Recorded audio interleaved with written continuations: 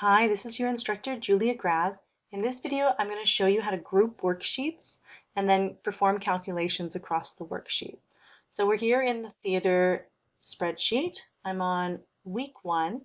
And the first thing we're going to do is hold down the shift on our keyboards, select week 1, and then select week 4.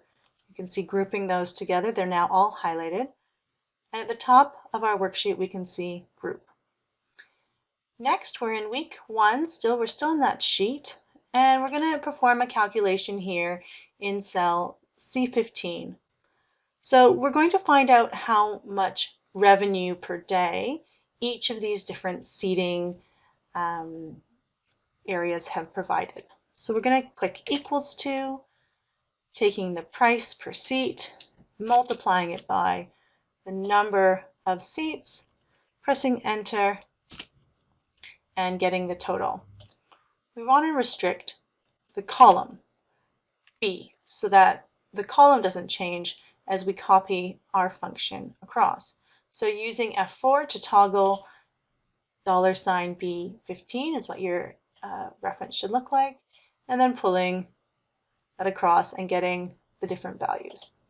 Now we can also copy this function down the column, and we're getting different values here. Again, the column is not changing,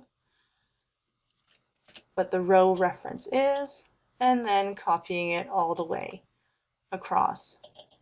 So then double checking, making sure that each cell is referencing the proper dependence. Let's calculate the totals using sum. So equals to sum, open bracket, tab, and then I'm going to select the range here of all of those different seats types and copy that across. Here our weekly total will also be a summation.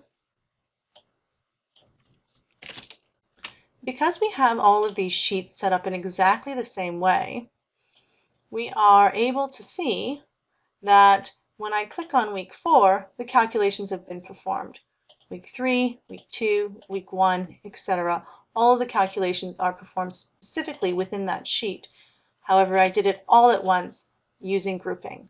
In the next video, I'm going to show you how to use formatting across sheets, and we'll look at a few other examples using grouping as well.